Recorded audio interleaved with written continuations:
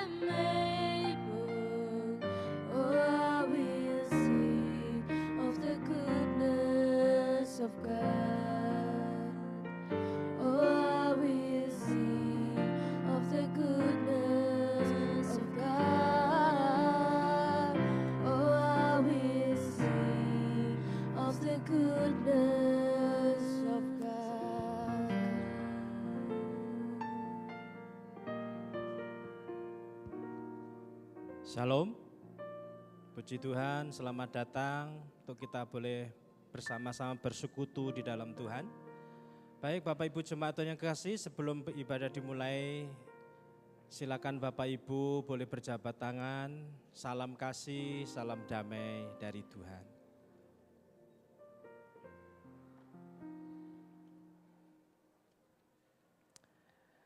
Dengarlah firman Tuhan. Bersorak-soraklah bagi Tuhan, hai segenap bumi. Beribadahlah kepada Tuhan dengan sukacita. Datanglah ke hadapannya dengan sorak-sorai. Ketahuilah bahwa Tuhanlah Allah. Dialah yang menjadikan kita dan milik Dialah kita. Umatnya dan kawanan domba gembalaannya. Masuklah melalui pintu gerbangnya dengan nyanyian syukur, ke dalam pelatarannya dengan puji-pujian.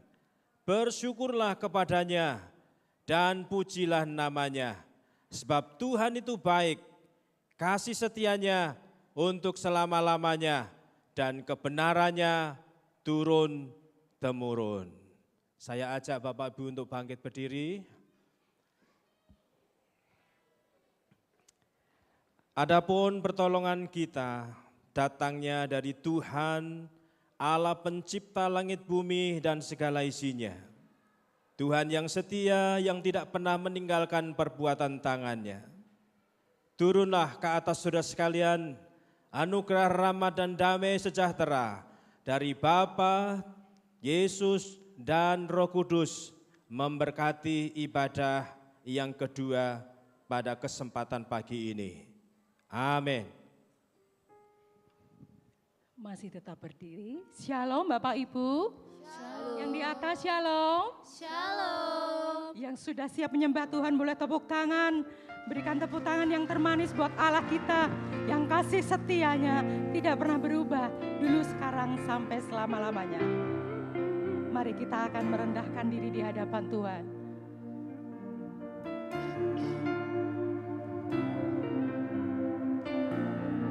Kasih Tuhan untuk kesempatan yang luar biasa ini, kami datang di hadapan-Mu. Datang Roh Kudus, Kau ku rindu, dengan minyak yang baru urapiku, mengalir penuhiku, mengalir pulihkanku, kuasa-Mu bebaskan hidupku. Datang Roh Kudus, datang Roh Kudus, Kau ku rindu. Ini rindu kami Tuhan, dengan minyak yang baru urapiku, mengalir penuhiku, mengalir pulihkanku, kuasa-Mu bebaskan hidupku. Satu yang ku rindu, bersekutu denganmu, bawaku lebih lagi tinggal di dalam-Mu, nikmati hadirat-Mu, jamalah seluruh hidupku. Kuasa-Mu mengubah hidupku. Oh, satu yang ku rindu, bersekutu denganmu, bawaku lebih lagi tinggal di dalam-Mu, nikmati hadirat-Mu, jamalah seluruh hidupku. Kuasa-Mu mengubah hidupku.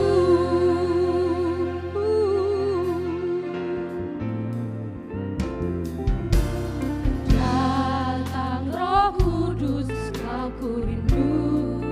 Ini kami umat-Mu Tuhan, dengan minyak yang baru urapiku, mengalir penuhiku, mengalir pulihkanku, kuasa-Mu bebaskan hidupku.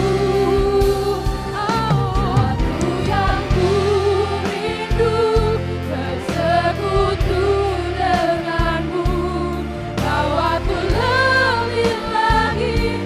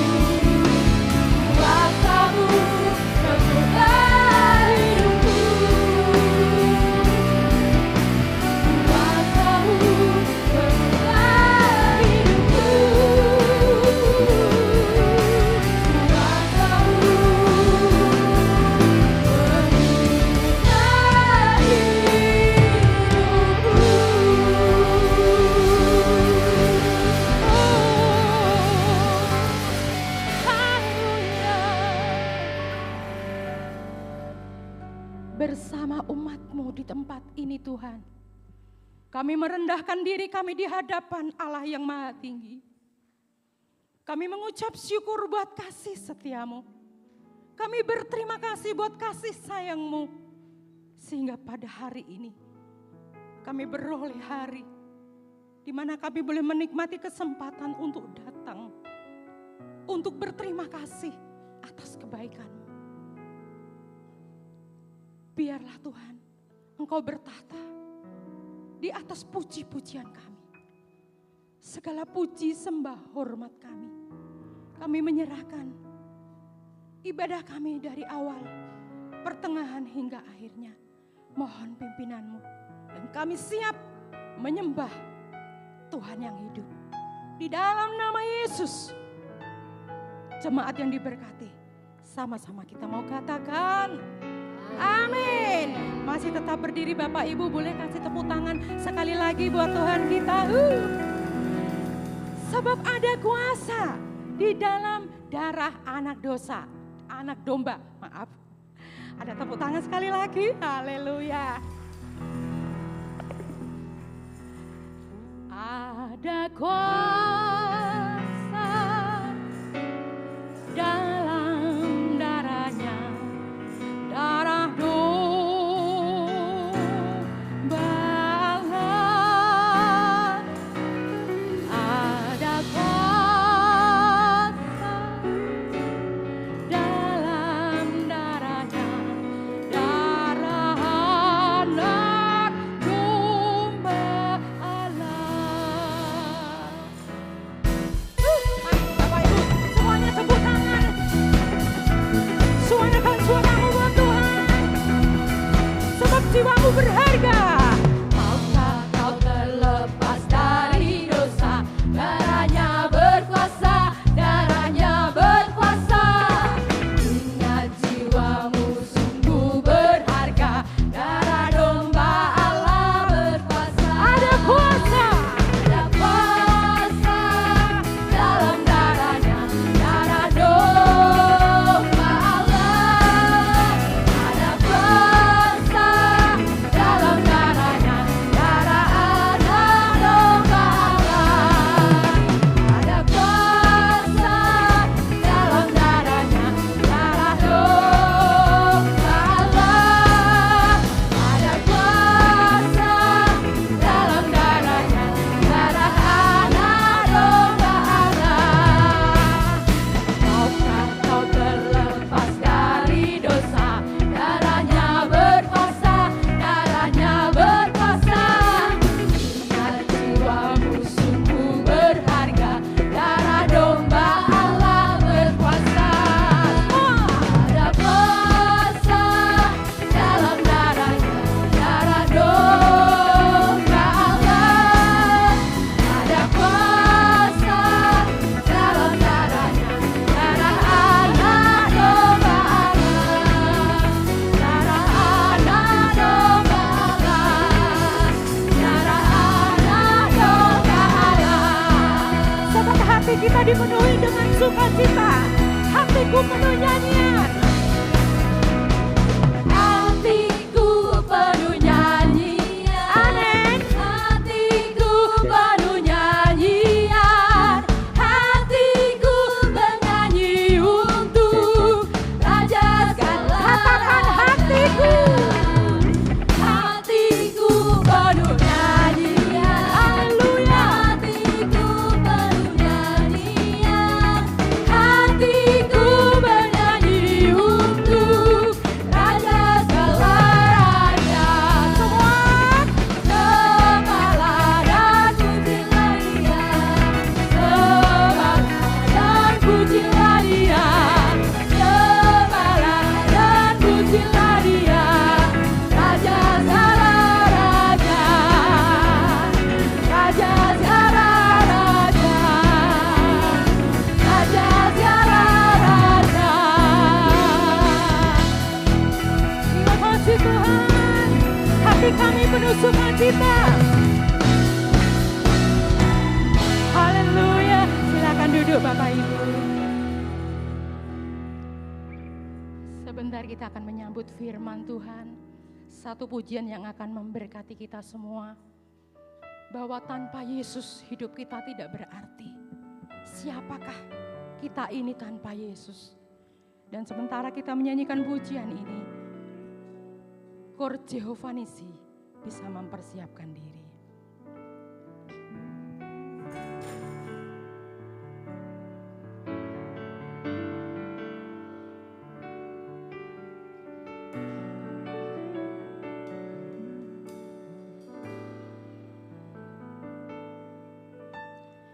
Yesus, apa arti hidupku bila kau tak berikan nyawamu yang terbaik tersedia bagiku. Ku bersyukur atas kasih karunia-Mu. Mari Bapak Ibu, kita akan menyanyikan pujian ini. Salibmu membuka mataku, betapa berharga nilai hidupku. Terima kasih Tuhan. Menanggung semua dosaku, berikan hidupmu, menggantikan diriku. Bukan karena perbuatanku, anugerah yang selamatkanku.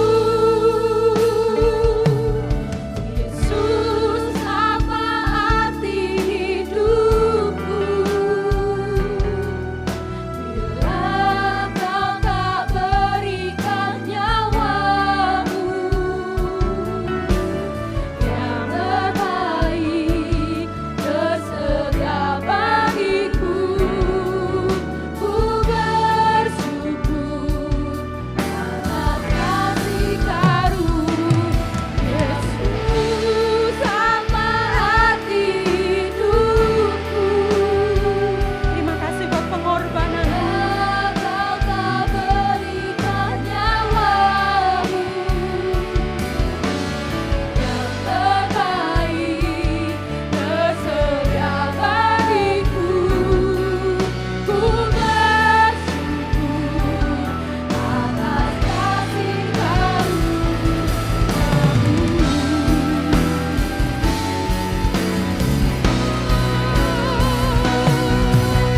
Yesus, apa arti hidupku bila kau tak berikan nyawamu yang terbaik tersedia bagiku. Ku bersyukur atas kasih karunia. Yesus, apa arti hidupku? Terima kasih Tuhan. Bila kau tak berikan nyawamu yang terbaik tersedia bagiku. Ku bersyukur atas kasih karunia-Mu. Ku bersyukur atas kasih karunia-Mu.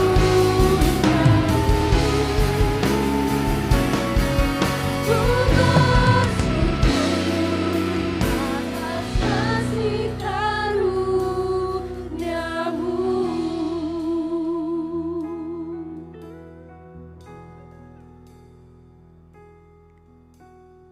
Dipersilakan Kor Jehovah Nisi mempersembahkan pujian.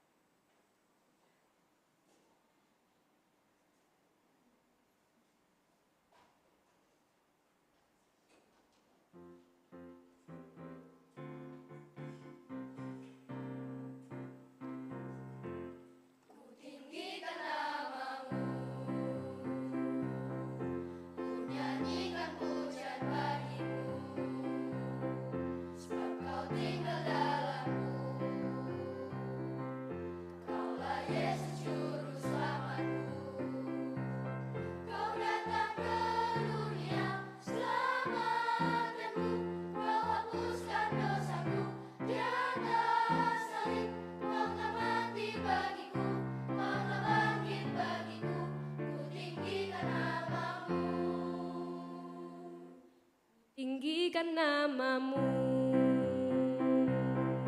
ku nyanyikan pujian bagimu, sebab kau tinggal dalamku.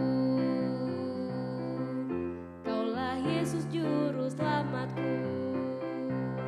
Kau datang ke dunia, selamatkanku. Kau hapuskan dosaku di atas salib. Kau telah mati bagiku, kau telah bangkit bagiku. Ku tinggikan namamu.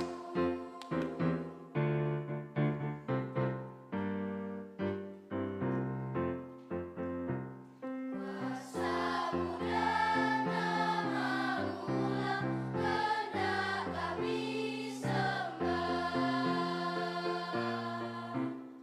Bawalah mahkota mulia, nobatkan rajamu. Bawalah mahkota mulia, nobatkan rajamu.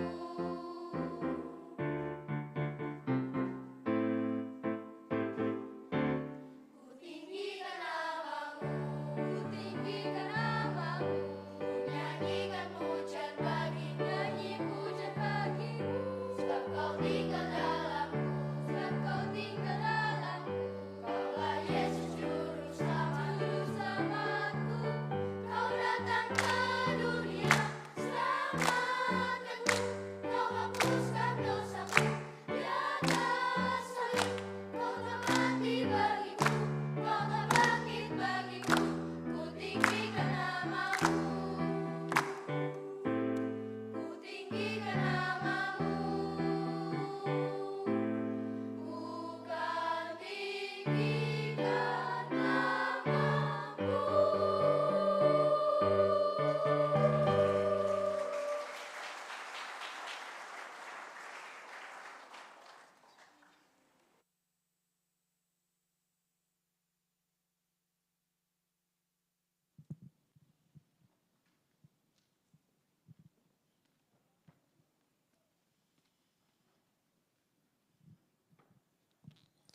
Mari kita berdoa untuk firman Tuhan. Tuhan, kami meninggikan Engkau seperti pujian yang keluar dari mulut anak-anak. Mereka dengan tulus, mereka dengan kerinduan yang mendalam, dengan penuh sukacita karena Engkau telah menaruh puji-pujian di dalam mulut mereka. Dan kami juga mau bersyukur kepadamu. Dan berkatilah kami pada ibadah kedua ini untuk mendengarkan kebenaran firman-Mu. Roh Kudus mengurapi kami, menuntun dengan firman-Mu, dan kami semakin mengokohkan Engkau menjadi Tuhan dan Raja atas hidup kami. Dan peganglah hidup kami, kuasailah, tuntun di dalam kebenaran-Mu. Pakailah hamba-Mu yang penuh dengan kekurangan ini, sembunyikan di belakang salib-Mu. Dan buatlah kebangunan rohani. Kami bersyukur, kami memuliakan Tuhan. Dalam nama Tuhan Yesus Kristus, kami sudah berdoa. Haleluya. Amin. Shalom. Puji Tuhan. Sepanjang bulan Agustus ini kita mempunyai tema bulanan kemerdekaan sejati di dalam Kristus, ya. Kemerdekaan sejati di dalam Kristus. Untuk judul khotbah minggu ini adalah hidup tanpa rasa takut di negeri sendiri. Saya ajak Bapak Ibu sekalian untuk membuka di dalam kitab Roma atau surat Roma pasal 13 ayat 2 sampai 5. Roma 13 ayat 2 sampai dengan 5. Sebab itu siapa yang melawan penguasa, ia melawan ketetapan Allah.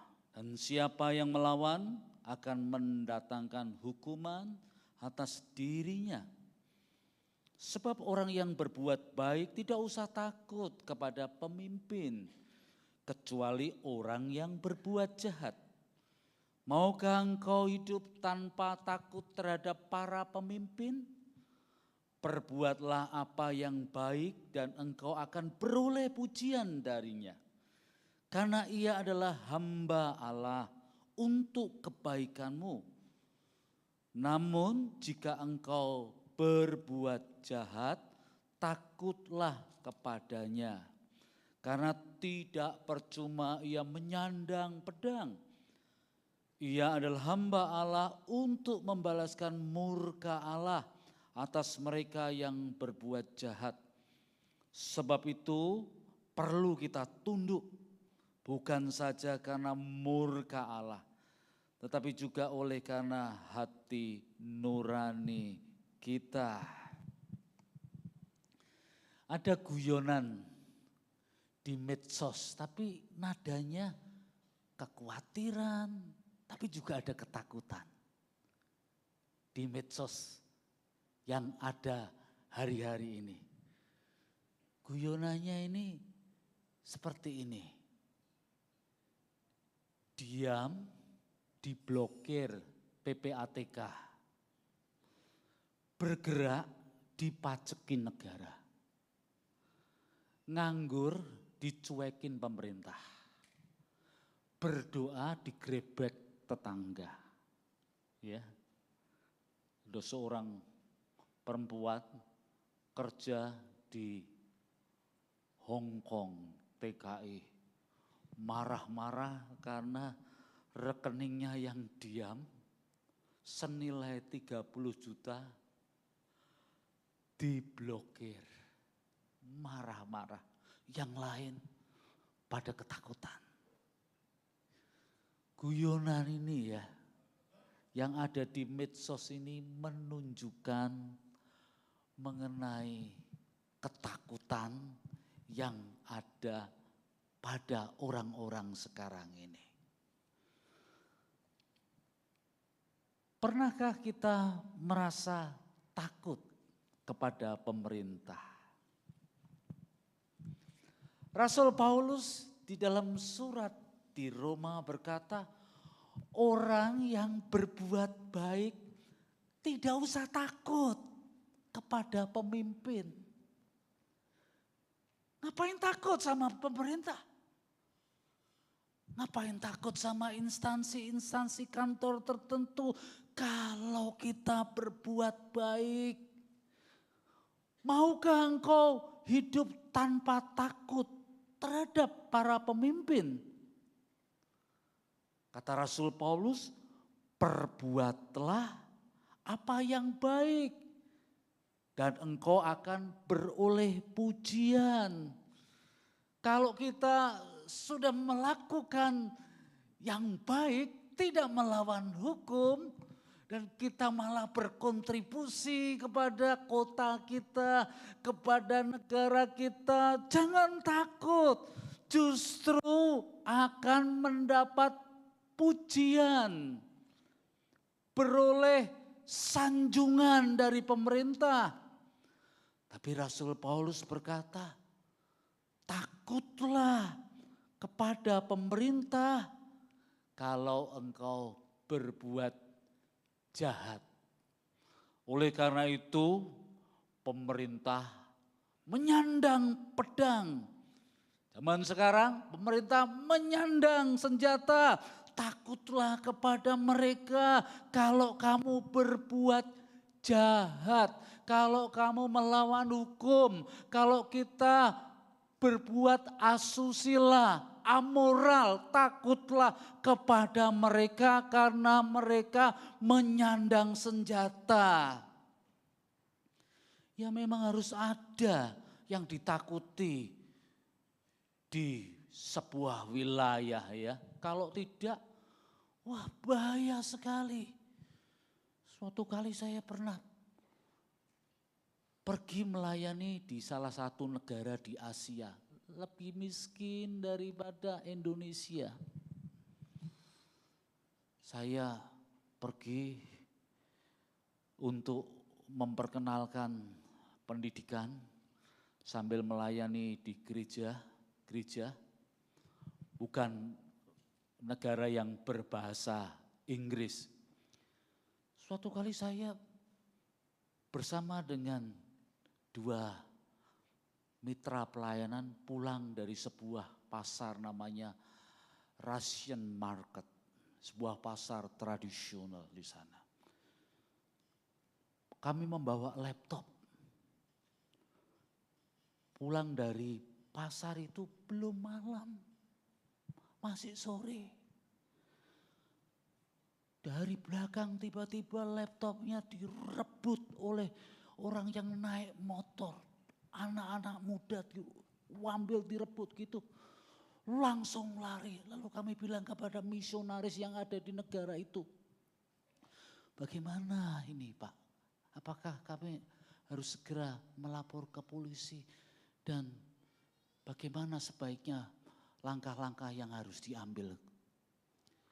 Misionarisnya malah bilang begini kepada kami, enggak usah Pak, enggak usah, ini di negara ini ya, mafianya banyak, orang melakukan kejahatan, ada di mana-mana terutama kalau dilihat, oh itu ada turis-turis lokal, ada turis-turis Asia.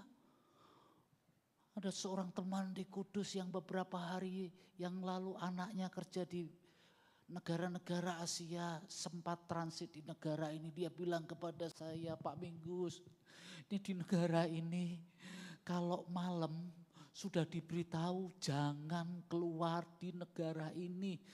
Karena ada banyak orang diculik dan organ tubuhnya diambil. Waduh, saya bilang, itu negara yang saya kunjungi. Lah kalau tidak ada yang ditakuti di sebuah wilayah, kejahatan pasti merajalela. Yang terjadi adalah hukum rimba. Kekacauan ada di mana-mana. Manusia bisa menjadi serigala bagi sesamanya. Yang penting sikut sana, sikut sini. Tidak ada hukum yang kuat. Next, tolong slide-nya. Tidak bisa di sini.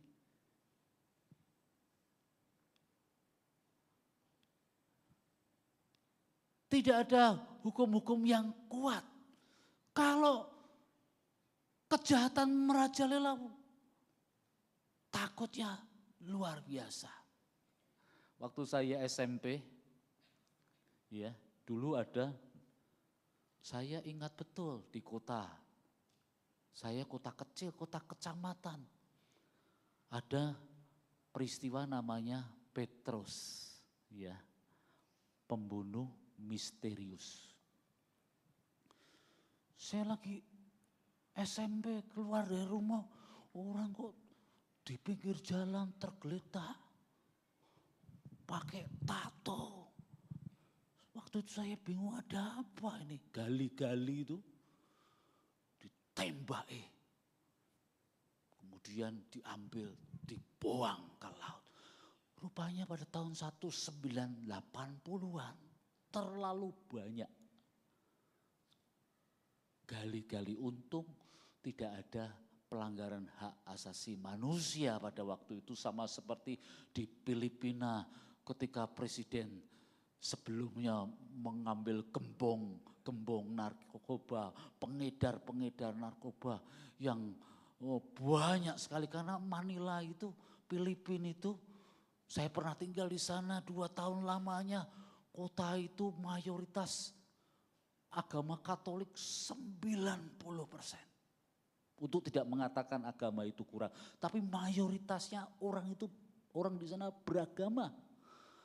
Tapi keluar dari stasiun kereta api, CD pornografi di mana-mana dijual. Saya pernah lihat orang berkelahi, bertengkar, keluarkan senjata. Belum pengedaran mengenai narkoba. Wah, ini presidennya bilang sikat semua. Maka terjadi turun drastis sekali mengenai itu. Bayangkan kalau suatu negara, suatu pemerintah, tidak ada pemerintah yang sungguh-sungguh menjunjung tinggi hukum. Apa jadinya? Ada sebuah penjara, ini di daerah Amerika Latin ya, di daerah Amerika itu. Namanya penjara ini disebut SICOT ya. Singkatannya Centro de Confinamiento de Terrorisme. Ini di El Salvador. Ya. Sebelum tahun 2022, negara ini penuh dengan mafia. Penuh dengan gangster-gangster. Jumlahnya 46.000 gangster-gangster itu. Dan ada dua kelompok yang bertengkar terus. Saling membunuh. Peredaran narkoba luar biasa. Juga meresahkan negara. Juga meresahkan penduduk El Salvador. Sampai kemudian pada Maret 2022 ada seorang presiden yang namanya Nayib Bukele. Dia berkata, sekarang beresi semua itu gangster-gangster itu. Beresi semua mafia-mafia itu. 64.000 ya jumlahnya. 64.000 orang dijebloskan di penjara. Pemerintah membuat penjara yang sangat besar. Dan dijaga oleh militer yang luar biasa ketatnya. Dengan teknologi penjagaan super ketat. Dan orang-orang di sana dihukum, ada yang 450 tahun, ada yang 150 tahun, ada yang 100 tahun. Hukumannya tidak main-main ya. Kalau dihukum sampai 450 tahun sudah jadi dedak itu. Ya. Sudah jadi abu. Tahu ditaruh di bawah penjara itu atau dibuang ke laut di dekat penjara yang namanya Sekot itu. Jadi Rasul Paulus berkata, jangan takut sama pemerintah.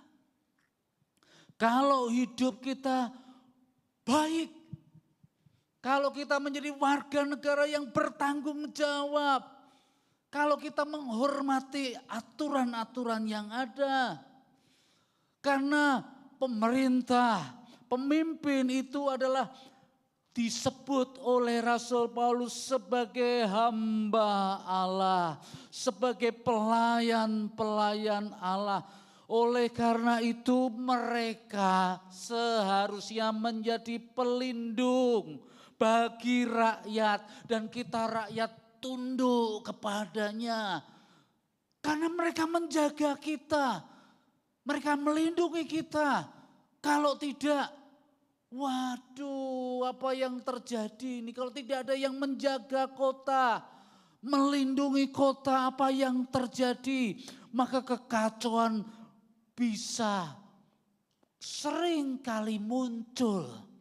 Tapi kita harus mendalami apa yang dimaksud dengan Rasul Paulus mengatakan, the government is the servant of the Lord. Apa artinya ini?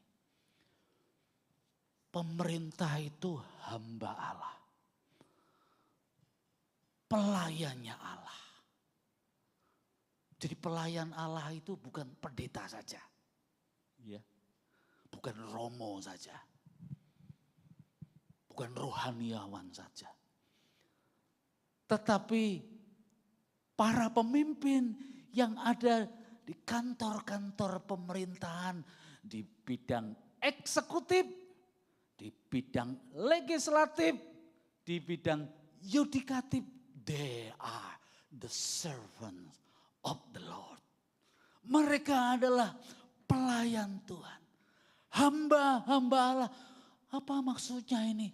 Hamba Allah. Kalau hamba Allah berarti kan harus tunduk enggak? Pikir-pikir yang penting lurus-lurus saja.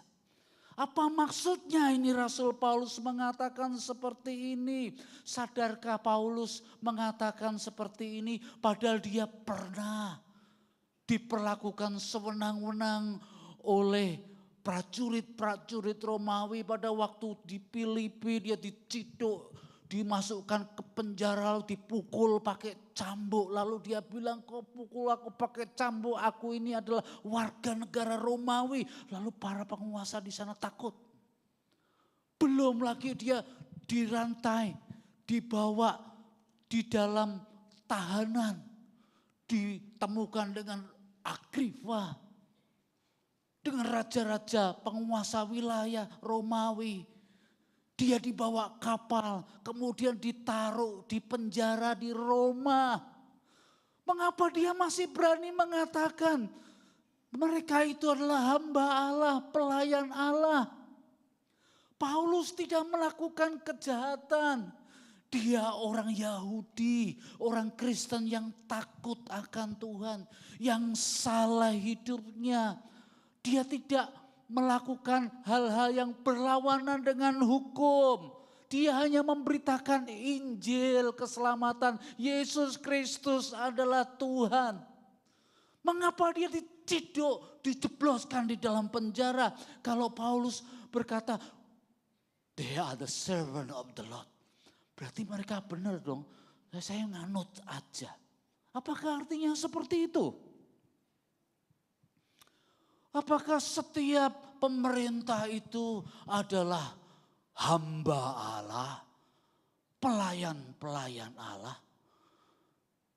Apakah pejabat-pejabat kita yang korupsi, yang mata duitan itu, yang ngambil uang rakyat, yang disimpan di dalam rumah mereka, sampai jumlahnya fantastis sekali. 920 miliar, hampir 1 triliun dengan 50 kilogram emas disimpan di rumahnya. Apakah mereka pantas untuk disebut sebagai hamba Allah, sebagai pelayan dari Tuhan? Apakah Hitler bisa disebut sebagai hamba Allah? Apakah Mussolini bisa disebut sebagai pelayan Tuhan? Apakah Pol Pot di Kamboja yang membunuh banyak orang-orang Hindu, Buddha, Kristen, Katolik karena dia komunis, dibantai semua. Lalu di sana ada sebuah tempat namanya tempat tengkorak. Orang-orang yang dibunuh itu kepalanya ditaruh, disusun sampai tinggi. Waktu saya lihat ini apa-apaan ini. Lalu saya lihat kamar-kamar penyiksaannya. Mengerikan sekali. Apakah orang seperti itu layak disebut sebagai hamba Allah? Sebagai pelayan Tuhan. Lalu apa artinya? Paulus berkata, semua pemerintah ditetapkan oleh Allah. Dia adalah hamba pelayan Tuhan. Apakah artinya ini? Apakah artinya ini? Yang pertama, kita harus sungguh-sungguh memahami pengajaran firman Tuhan ini. Yang pertama, ketika Rasul Paulus berkata mereka adalah pelayan Tuhan. Mereka adalah hamba Allah. Paulus ingin menggarisbawahi bahwa kuasa, power yang mereka miliki itu adalah sumbernya dari Allah. Exousia, otoritas yang mereka punya itu sumbernya dari atas. Kalau tidak diberikan dari atas, you don't have power. You don't have authority.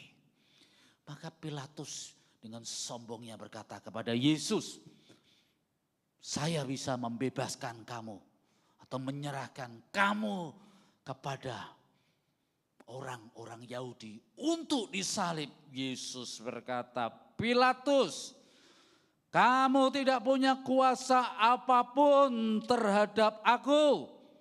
Jikalau kuasa itu tidak diberikan kepadamu dari atas. Jadi ketika Paulus berkata, you are the servant of the Lord. Kamu itu kuasanya, otoritasnya dari tempat yang tertinggi diberikan Tuhan kepadamu. Kalau kau punya kuasa dari tempat yang tertinggi, engkau harus gunakan punya kuasa untuk melindungi. Punya kuasa untuk membuat orang-orang sejahtera. Punya kuasa untuk menegakkan keadilan. Power to. Kuasanya digunakan supaya yang lain sejahtera. Supaya negeri ini jadi aman. Supaya uang pajak digunakan untuk meratakan jalan supaya mulus. Saya pernah bilang kepada pemimpin di kota ini waktu ketemu di kantornya. Saya bilang, Pak, DPRD yang ke arah Kudus itu jalannya jelek sekali. Kenapa enggak diperbarui? DPRD ke sini jalannya bagus. Oh, itu nanti program dari pemerintah. Dari provinsi. Orang punya kuasa itu mesti digunakan power to. Kalau kita punya uang banyak, kita punya power. Ya enggak? Kalau kita punya kedudukan di kantor, kedudukan di instansi, kita punya power. Siapa yang enggak ingin punya power? Ya. Siapa enggak pengen enggak punya power? Pengen. Rintis karir pelan-pelan. Jujur, tulus, giat, bisa dipercaya, makin lama powernya semakin besar. Siapa yang enggak pengen punya power? Tapi power itu cenderung menjadi korup. Kalau pemerintah mau disebut sebagai pemimpin, sebagai pelayan Tuhan, sebagai hamba Tuhan, powernya itu power to. Kuasa untuk melayani. Kalau kita diberi power, kita hebat di perusahaan. Kita maju di dalam usaha kita, anak buah kita banyak. Kita bisa punya kuasa di instansi-instansi tertentu. Yang harus kita lakukan apa? Ini yang di bawah ini harus sejahtera. Saya harus menjamin yang lainnya baik. Jangan pelit untuk dirinya sendiri. Ambil power untuk dirinya sendiri, untuk korupsi, untuk nepotisme, untuk kolusi, itu namanya power over. Jadi kuasa untuk mendominasi, padahal power itu power to, power with. Kuasa yang digunakan bersama-sama dengan siapa saja supaya dinyatakan kebenaran firman Tuhan. Maka Rasul Paulus mengingatkan, kamu ini pelayan Tuhan loh. Kamu itu hamba-hamba Tuhan. Jauhi penggunaan kekuasaan yang tidak benar. Paulus berkata, setiap pemerintah, para pemimpinnya itu adalah mempunyai sumber kuasa dari Tuhan. Yang lemah mesti dibela. Yang sedang susah mesti dinaikkan kesejahteraannya. Jangan jadi pemimpin buat hukum tajamnya ke bawah, tumpulnya ke atas. Apa-apaan itu? Maka harus seperti dalam tradisi film silat namanya Judge Bow. Siapa yang suka nonton Judge Bow? Waktu saya SMA saya suka nonton film serial Judge Bow, Hakim Bow itu ya. Ya, hakimi, suatu hakim yang muncul di tanah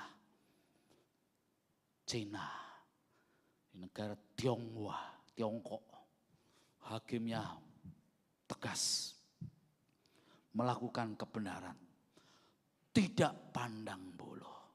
Nah kalau kita punya pemerintah yang seperti ini, yang kuasanya digunakan dengan power to, power with, maka wah kita berlomba-lomba untuk berkontribusi dengan baik, bayar pajak tepat waktu. Apa yang harus kita lakukan? Kewajiban-kewajiban kita. Maka Paulus ketika mengatakan you are the servant of God. Paulus mempunyai gambaran bahwa pemerintah itu, pemimpin itu harus menjadi pemerintah dan pemimpin yang ideal. Yang mau berdiri di semua kelompok golongan. Jangan tempat ibadah, orang berdoa di rumah. Lalu dirusak, kacanya dipecahkan, simbol-simbol agamanya dicopot semuanya. Lalu bilang ini cuma salah paham. Salah paham bagaimana? You harus tangani itu dengan hukummu. Harus ditegakkan kebenaran. Orang merusak milik orang lain. Orang membuat trauma anak-anak. Orang menimbulkan ketakutan, kecemasan kepada orang-orang yang sedang bernyanyi. Kamu bilang itu salah paham. Kamu bilang minta damai. Cukup ya damai. You are not the servant of the Lord. Kamu bukan pelayan-pelayan Tuhan. Kalau seperti itu, kamu pelayan-pelayan kelompok-kelompok yang tidak bertanggung jawab. Maka itulah sumbernya dari Tuhan. Maka yang kedua, Rasul Paulus berkata, bagaimana jika pemerintah dan pemimpinnya tidak adil dan tidak menjalankan kebenaran?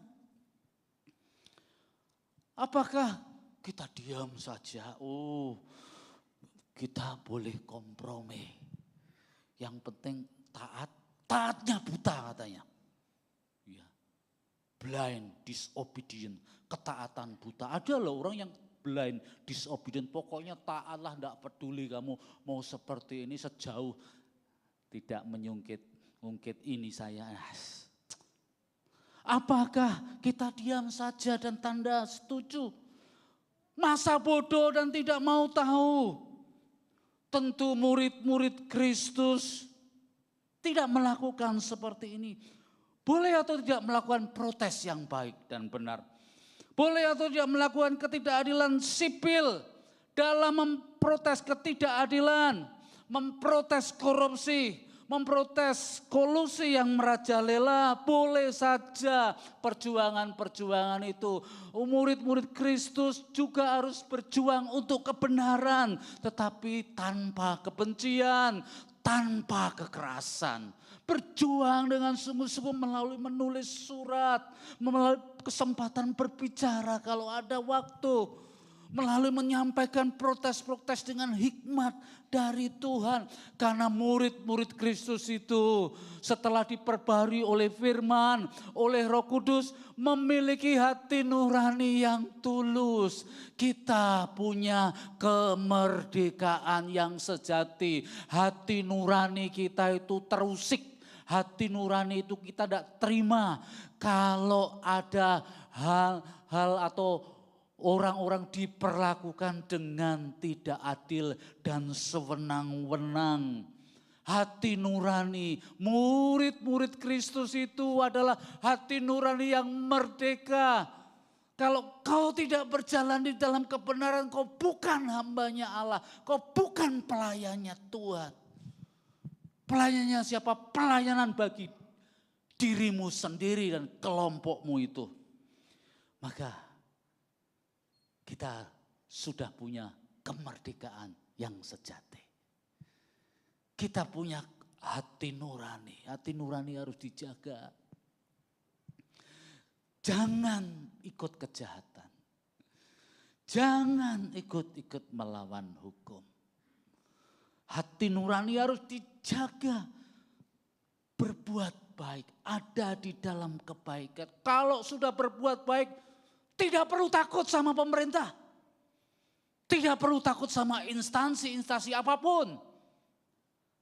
Karena hati nurani pertama-tama tidak menuduh dan hidup kita berjalan di dalam kebenaran dan tidak ada satupun hukum yang dilawan oleh kita sebagai murid-murid Kristus. Maka Tuhan ingin supaya kita mendoakan pemerintah kita. Pemerintah kota kita ini. Supaya pemerintah ini berjalan dengan baik, jauhi kejahatan. Belalah itu orang-orang yang kecil, kelompok minoritas yang harus kau bela itu. Jangan kau bela kelompok mayoritas yang kadang-kala berbuat seenaknya sendiri, yang tanpa taat kepada hukum. Siapapun dia yang melawan hukum harus dilawan karena kamu menyandang pedang. Maka marilah jadi orang-orang Kristen yang merdeka.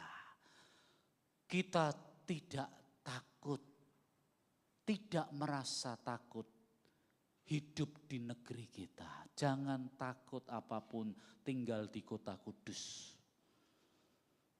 Kalau kita melakukan kejahatan, takut kita. Tapi kalau kita taat, melakukan kebenaran, jangan takut. Terus jadilah saksi Kristus dan nyatakanlah kemuliaan Allah, punyailah kemerdekaan sejati. Merdeka sejati, merdeka yang penuh. Karena Kristus telah menebus dosa-dosa kita dan mengampuni dosa-dosa kita. Dan kita mau supaya kejahatan lalu dari hidup kita. Tuhan memberkati kita semua. Amin.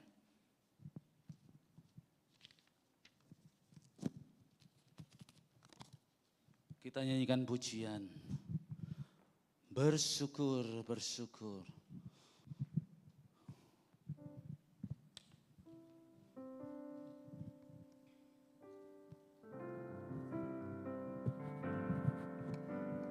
Syukur, bersyukur, bersyukurlah bersyukur karena kasih setiamu. Ku sembah, ku sembah, ku sembah, ku sembah dan ku sembah. Selama hidupku ku sembah Kau Tuhan. Bersyukur, bersyukur, bersyukur, bersyukurlah bersyukur karena kasih setiamu. Ku sembah, ku sembah, ku sembah dan ku sembah. Selama hidupku ku sembah Kau Tuhan. Selama hidupku Ku sembah Kau Tuhan. sekali lagi, selama hidupku, selama hidupku ku sembah Kau Tuhan. Tuhan, terima kasih untuk kemerdekaan atas bangsa ini yang sudah Engkau anugerahkan kepada kami. Dan juga kemerdekaan untuk Tuhan, untuk kami boleh beribadah di Kudus ini dengan nyaman Tuhan. Kami boleh menyatakan iman kami tanpa ketakutan. Tuhan, tapi tidak semua tempat di negeri ini seperti di Kudus. Oleh sebab itu kami berdoa. Amin. Kiranya Tuhan buka jalan, Tuhan akan lawat, Tuhan akan tolong. Teman-teman kami yang beribadah dengan susah, bahkan dianiaya di tempat mereka. Tuhan tolong, kuatkan mereka, berikan jalan keluar Tuhan. Terima kasih Tuhan, terima kasih. Dan pada hari ini Tuhan, siang ini kami mohon, Tuhan ingatkan kami sementara kami boleh bebas beribadah. Kami boleh gunakan kesempatan ini sebaik-baiknya. Kami akan tetap rindu untuk selalu hadir beribadah. Karena Tuhan tidak setiap saat akan datang waktunya kami juga akan mengalami kesulitan seperti itu. Dan tolong Tuhan ketika kesulitan itu datang, bahkan penganiayaan itu datang, kami boleh tetap menyuarakan iman kami Tuhan kepadamu. Haleluya. Tanpa rasa takut, kami boleh tetap berkarya, beraktivitas, hidup tanpa ketakutan di negeri kami yang merdeka ini. Terima kasih untuk firman-Mu siang hari ini. Oleh karena itu Engkau berkati Pak Aming, Engkau berikan hikmat, akal budi, kebijaksanaan, urapi dengan wibawa kuasa-Mu Tuhan, mujizat-Mu, sehingga setiap pelayanannya dilakukannya Tuhan, boleh memberkati kami dan siapapun yang dilayaninya. Terima kasih. Sebentar kami akan menikmati perjamuan kudus-Mu. Biarlah perjamuan ini Tuhan boleh memerdekakan kami, baik secara jasmani dan rohani. Terima kasih. Sekali lagi kami bersyukur untuk semua yang Tuhan kerjakan di hidup kami. Dalam nama Yesus kami berdoa dan mengucap syukur. Amin. Amin. Mari kita mempersiapkan diri untuk menerima roti dan anggur Tuhan. Adakah Bapak Ibu yang belum mengambil roti dan anggur? Boleh mengangkat tangan. Di atas adakah yang belum menerimanya? Puji Tuhan, sudah semua menerima. Di bawah, apakah ada yang belum? Semuanya sudah. Puji Tuhan. Mari kita mempersiapkan diri. Ketika Yesus dan murid-murid sedang makan, Yesus mengambil roti, mengucap syukur, memecah-mecahkan. Lalu memberikannya kepada murid-muridnya dan berkata, ambillah, makanlah, inilah tubuhku. Kemudian ia mengambil cawan, mengucap syukur, lalu memberikannya kepada mereka dan berkata, minumlah kamu semua dari cawan ini, sebab inilah darahku, darah perjanjian yang ditumpahkan bagi banyak orang untuk pengampunan dosa. Saya undang para majelis, para pendeta untuk maju ke depan. Bapak Ibu jemaat yang dikasihi oleh Tuhan, mari kita bangkit berdiri bersama-sama.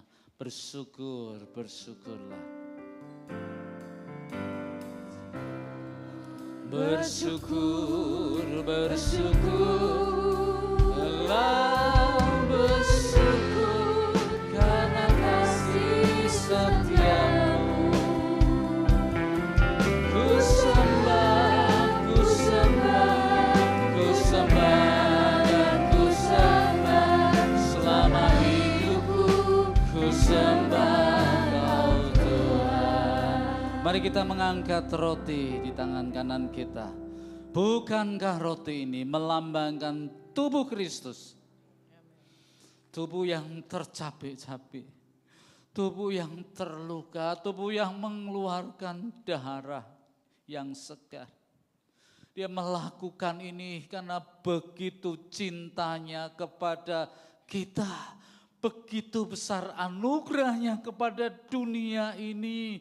Dunia yang sudah jatuh di dalam dosa, yang telah jauh dari Allah. Tetapi oleh karena pengorbanan Kristus, kita dijadikan dekat kembali dengan Allah. Kasih Allah melingkupi kita, memberikan kita kekuatan.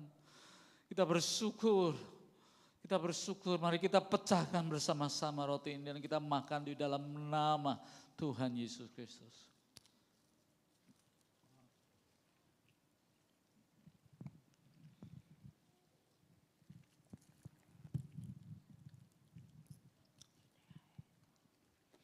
Mari kita mengangkat cawan ini. Kalau ada bagian tubuh yang sakit, tangan kiri Bapak Ibu bisa meletakkan di bagian tubuh yang sakit. Entah itu sakit secara fisik, entah karena persoalan-persoalan jiwa yang sedang gundah gulana, yang khawatir, yang cemas, yang takut. Tempelkan tangan, taruh tangan kirimu di bagian tubuh yang sakit. Lihatlah anak domba Allah yang menyapu dosa-dosa kita semua. Oleh bilur-bilurnya kita disembuhkan. Kita dipulihkan, kita diberi kekuatan, kita disegarkan. Perjamuan kudus roti dan anggur bukan saja obat bagi kekekalan jiwa kita, tetapi bagi pemulihan hidup kita. Kita percaya bahwa mujizat Tuhan masih terjadi sampai sekarang ini. Tanda-tandanya masih ada, keajaiban-keajaibannya masih disingkapkan. Karena itu lihatlah dengan iman.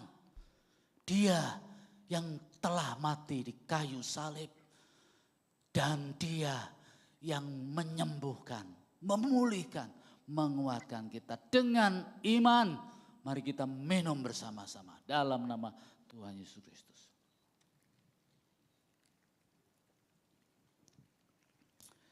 Haleluya, kita pujikan dia. Haleluya, kita sembah dia.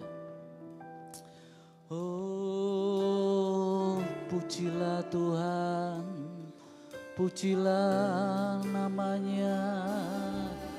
Agungkanlah, sembahlah dia, tinggikanlah namanya. Haleluya, ucapkanlah syukur, ucapkanlah terima kasih. God is good, He is so good. Haleluya, haleluya. Kami puji Engkau Tuhan, kami muliakan, kami sembah Engkau. Kau nyatakan kuasa-Mu, sembuh, pulih, sembuh di dalam nama Tuhan. Pulih kembali, kuat kembali. Tuhan mau menyatakan kuasa-Nya, terimalah kuasa-Nya. Terimalah energinya yang berotoritas. Oh, haleluya. Pujilah namanya. Pujilah dia. Oh, glory. Glory bagi Tuhan.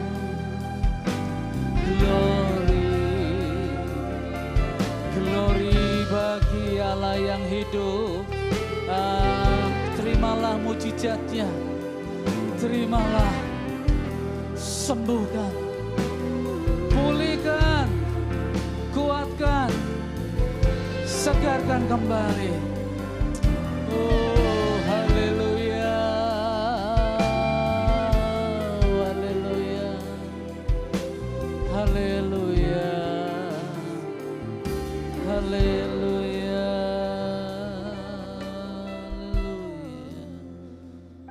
Setelah engkau menerima tubuh dan darah Kristus, engkau diutus oleh Tuhan. Dengarlah firman Tuhan ini.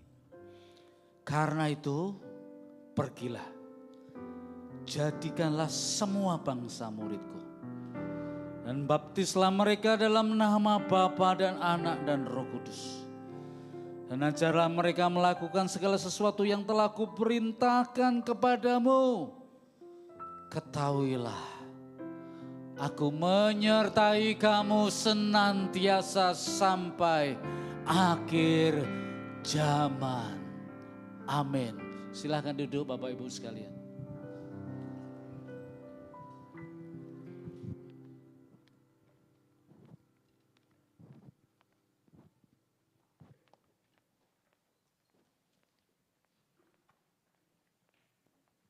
Rumah Diakonia Talian Gia Kudus.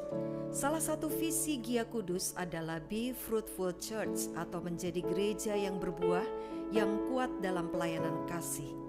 Gia Kudus memiliki kerinduan untuk membangun sebuah rumah diakonia. Tujuan dibangun rumah diakonia adalah untuk menolong para perempuan lanjut usia yang membutuhkan pendampingan dan perawatan di usia tua mereka. Rumah diakonia ini rencananya akan dibangun di atas tanah seluas 210 meter persegi, terletak di Jalan Sunan Muria Gang Buntu, Desa Gelantengan, Kudus. Tanah ini merupakan pemberian seorang ibu yang mengasihi Tuhan bernama Ibu Tarlian. Untuk mengenang perbuatan kasihnya, Gia Kudus memberi nama rumah diakonia ini sebagai Rumah Diakonia Tarlian. Rumah Diakonia Tarlian terdiri dari 5 kamar.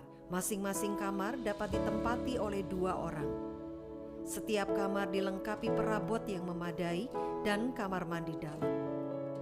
Ada ruang untuk berkumpul bersama, ruang check-up medis, dan kantor. Di lantai 2 terdapat dapur dan ruang servis area. Kiranya pembangunan rumah diakonia Tarlian ini dapat memberkati para lansia. Bapak Ibu jemaat yang dikasihi oleh Tuhan, mari kita dukung pembangunan ini melalui doa, daya, dan dana. Yang terbeban dapat mengirimkan dana melalui rekening yang tertera di bawah ini. Tuhan memberkati semuanya. Amin.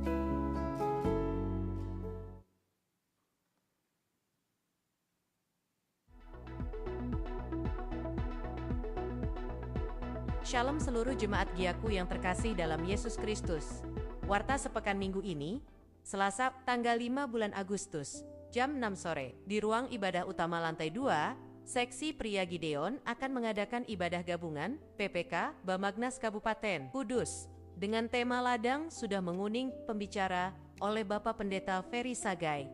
Jumat tanggal 8 bulan Agustus, jam setengah 5 sore, di ruang ibadah serbaguna lantai 1, Seksi Persekutuan Wanita akan mengadakan Woman Bible Study dengan pembicara Bapak Pendeta Mingus M. Pranoto. Mari datang dan perdalam iman kita kepada Yesus Kristus agar dapat menjadi berkat.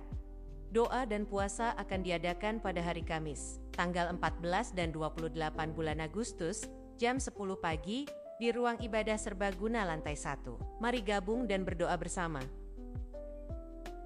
Bidstone Pagi Raya Keluarga akan diadakan pada hari Sabtu, tanggal 9 bulan Agustus 2025, jam 5 pagi di ruang ibadah serbaguna lantai 1. Pada hari Sabtu, 9 bulan Agustus 2025, pukul 7 pagi, akan dilaksanakan upacara pernikahan gerejani antara saudara Peter Lawrence Alumnius dengan saudari Nurlita Sepadanianti, bertempat Gereja Isa Almasih Kudus, akan dipimpin oleh Bapak Pendeta Elisa Samuel dengan majelis pendamping Bapak Agus Suhianto dan Bapak Heri Setiawan. Mohon dukungan doanya. Dukung dalam doa untuk keempat saudara kita yang akan masuk dalam baptisan air pada tanggal 13 bulan Agustus 2025 pukul 4 sore. Nama-nama keempat saudara kita dapat dilihat di media cetak maupun elektronik. Apabila ada keberatan yang sah, dapat disampaikan kepada Pendeta Elisa paling lambat hari ini. Berdasarkan surat permohonan menjadi anggota, maka dengan ini diumumkan bahwa terhitung sejak minggu ini, tanggal 3 bulan Agustus tahun 2025, Saudari Evelina Francisca Gunawan telah resmi menjadi anggota Jemaat Gereja. Selamat bergabung dengan keluarga besar Jemaat Gereja Isa Almasih Kudus. Kami mengajak anak-anak kelas 4 SD, 2 SMP, dan 3 SMP untuk mengikuti kelas matematika dan bahasa Inggris dalam program belajar bersama Giaku. Jadwal kelas dapat dilihat di Warta Jemaat dan dapat melakukan pendaftaran kepada Saudara Yeremia. Tempat terbatas. Kelas ini terbuka untuk seluruh anak-anak gereja di Kudus. Pembangunan rumah diakonia. Rumah diakonia dibangun bagi perempuan lanjut usia yang membutuhkan pendampingan dan perawatan di masa usia tua mereka. Mari kita menginvestasikan diri melalui sumber daya yang telah Tuhan berikan baik melalui tenaga, doa, maupun dana dalam pekerjaan Tuhan. Persembahan dapat disalurkan melalui KRIS atau rekening BCA nomor 031731 5 kali atas nama Gereja Isa Almasih atau melalui amplop persembahan pembangunan yang sudah disediakan. Bapak, Ibu, dan Saudara yang rindu memberikan persembahan via transfer. Persembahan dapat ditransfer ke nomor rekening berikut ini atau dapat juga melalui KRIS yang tertera dalam warta.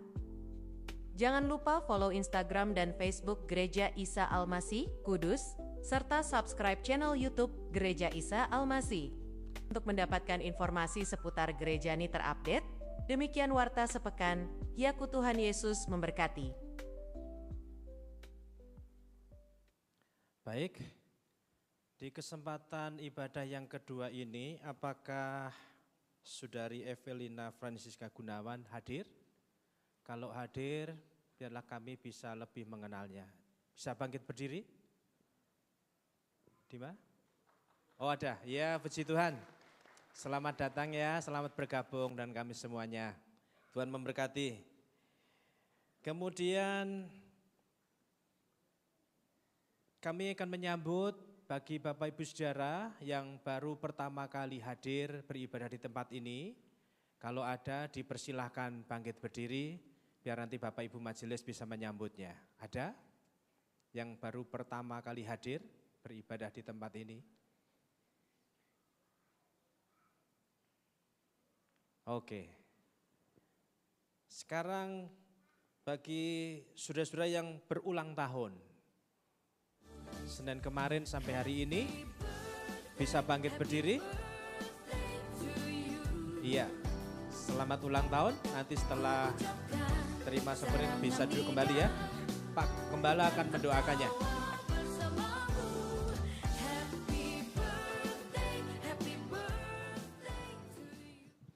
Mari kita berdoa. Tuhan, kami bersyukur kepadamu karena Engkau mengasihi kami luar biasa sekali dan Engkau memberikan hidup-Mu bagi kami semua. Kami berdoa untuk jemaat-Mu yang membawa persembahan, persepuluhan, dan mereka berkesempatan untuk memberikannya pada minggu ini. Engkau memberkati anak-anak-Mu yang dengan sukacita memberi. Dengan sepenuh hati mereka mau mempersembahkan untuk mendukung rumah Tuhan ini. Kami bersyukur, berkati anak-anak-Mu yang memberi. Bukakanlah tingkap-tingkap langit.